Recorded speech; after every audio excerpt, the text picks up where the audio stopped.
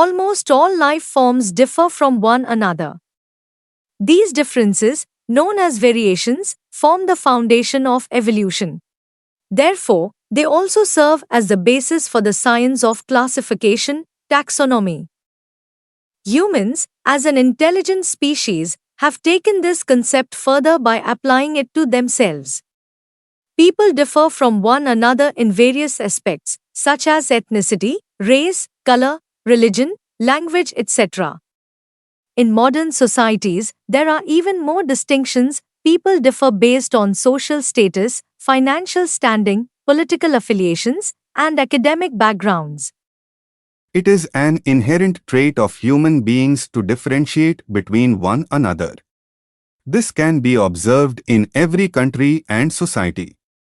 While differences are natural, how these differences are treated is often artificial.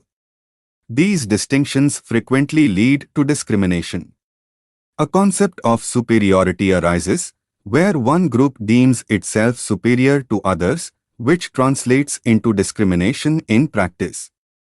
This can manifest in acts of harassment or exclusion. Those who perpetuate such actions often feel justified, while those at the receiving end feel aggrieved. When it comes to the practice of discrimination, there are generally three categories of people: those who promote it, those who practice it, and those who silently approve of it.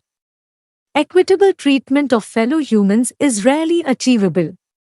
Even if all people were alike, they would still find ways to differentiate and discriminate. The situation in India's medical education is no different.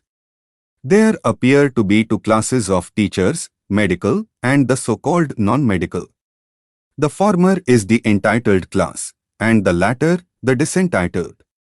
Medical education is naturally dominated by the medical community, which feels it owns the system.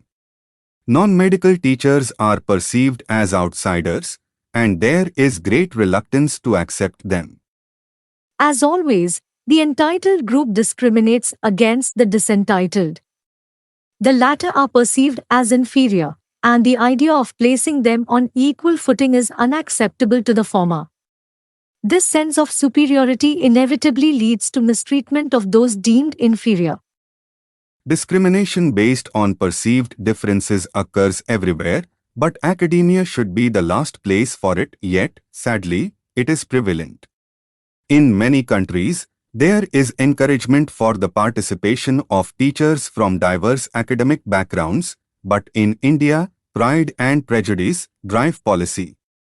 In the UK, for example, the NHS includes 50% laypersons as members, but in India, the NMC is overwhelmingly dominated by the medical community.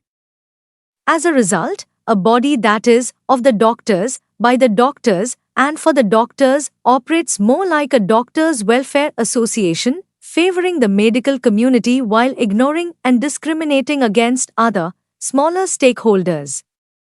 This form of xenophobia, termed academic apartheid, must be condemned and discouraged. Equitable treatment is the need of the hour. Medical education must be shaped by the best minds, regardless of their academic qualifications. These two categories of teachers should complement one another, not compete.